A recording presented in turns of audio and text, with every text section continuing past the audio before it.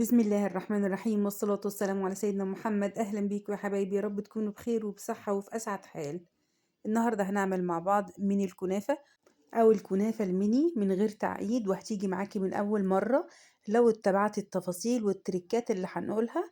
وخليكي معايا في الفيديو للآخر، وهيطلع معاكي اللون الذهبي الجميل اللي بنجيبه من المحلات.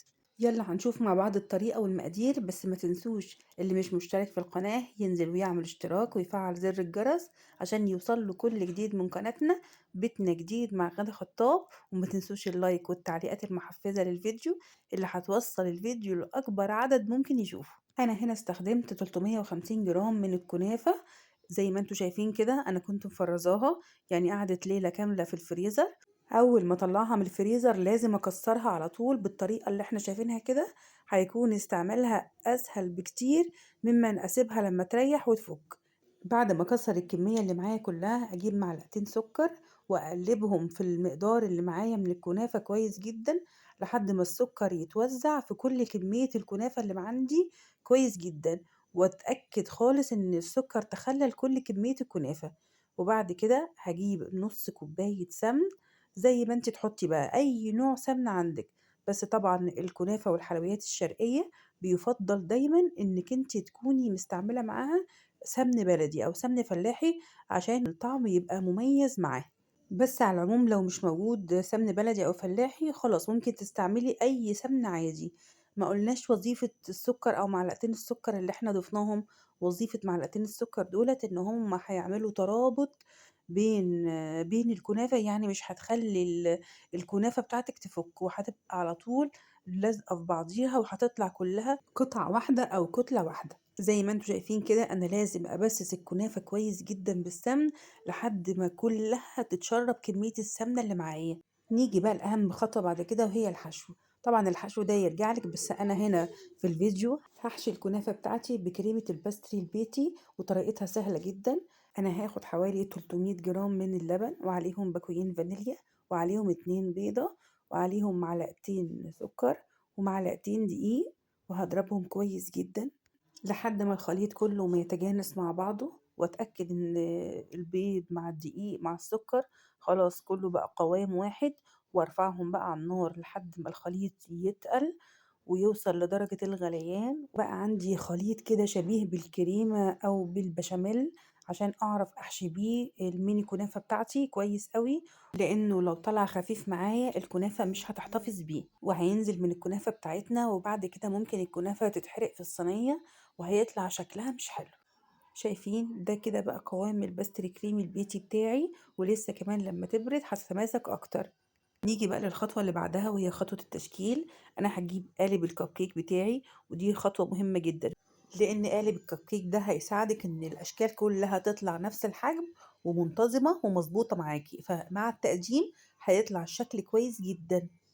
بعد ما وزعنا كميات في كل فتحة من فتحات الكب كيك هناخد بقى كل فتحة وهنضغط على الكنافة كويس جدا عشان تتساوى كلها في القاعدة بتاعة الكب كيك زي ما احنا شايفين كده لحد ما نخلص كل الفتحات بتاعة الكب كيك.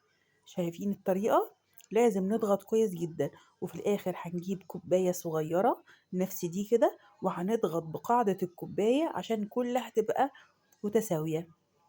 شايفين؟ وهتطلع النتيجة معانا في التقديم باينة جدا ان انا سويت القاعدة بتاعة الكب كيك. هجيب بقى الكريمة بتاعتي بعد ما اتأكدت انها بردت خالص، وبعد كده هحطها في كيس نايلون او كيس حلواني المتاح عندك، ولو مش متاحين ممكن تحطي بالمعلقة. بس الميزة ان انا بحط في كيس كده ان انا هحافظ ان الكريمة تبقى في منتصف بالظبط القطعة بتاعتي. زي ما احنا شايفين كده بقى المنظر تمام، وكل الكريمة عندي أنا ظبطتها. التزيين ده بقى الداخلي أو الطعم ممكن تحطي جوز هند، ممكن تحطي سوداني، ممكن تحطي مكسرات أي نوع، ممكن تحطي زبيب أي نوع، ممكن تحطي نوتيلا بدل الكريمة زي ما انت عايزة. ده كل ده يرجع ليكي ولذوقك. أنا هنا خلاص انتهيت من الحشو بتاع الكب كنافة أو الميني كنافة بتاعتي خالص، وظبطت كل الحشو الموجود فيها. بعد كده هغطي بقى الوش بكمية من الكنافة، كمية مش كتير، حاجة بسيطة يا دوبك تداري الحشو خالص، وهطبطب بس حاجات بسيطة خالص، مش هدخل الكنافة لجوه، لا أنا هطبطب حاجة بسيطة خالص كده بحيث إن الوش كله يتساوى أو كله يبقى سوا واحد. أنا كده خلاص ظبطت الميني كنافة بتاعتي وسويت كل السطح بتاعها، وعلى فرن بقى درجة حرارة متوسطة هدخلها لمدة نص ساعة لحد ما أتأكد إن خلاص احمرت من تحت، وهولع الشواية عليها لمدة 10 دقايق أو أقل كمان لحد ما تتأكدي إن اللون الذهبي ده هو اللي طالع معاكي. وعلى طول أحليها أو أصب عليها الشربات التقيل البارد عشان تتحلى في ساعتها، ما اسيبهاش لما تبرد، لازم أصب الشربات عليها وهي سخنة على طول طالعة من الفرن.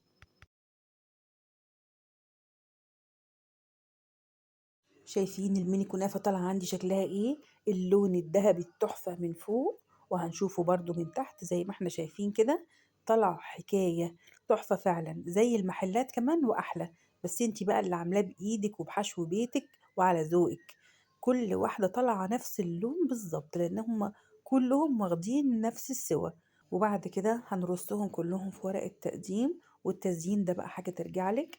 احنا ممكن نزين بجوز هند، تزيني بمكسرات، هتزيني بكريم شانتيه بنوتيلا، زي ما انت عايزة. وكل ده على حسب المتاح عندك وعلى حسب الموجود عندك في بيتك. طلع طبعا الشكل جميل جدا وهيشرفك في اي عزومة، وهيشرفك لما يكون جايلك اي ضيف بسهولة تعمليها وبسرعة جدا، مش بتاخد اي وقت. اتمنى الوصفة تكون عجبتكم، وأتمنى تنفذوها وتطبقوها، خاصة إن إحنا داخلين على شهر رمضان الكريم، والكنافة بالذات من أشهر الحلويات اللي بنعملها خلال شهر رمضان. اللي عجبته الوصفة ينزل على طول يعمل سبسكرايب للقناة ولايك وشير للفيديو، والتعليق الجميل الرقيق اللي بيشجعنا إن إحنا نجيب لكم كل جديد.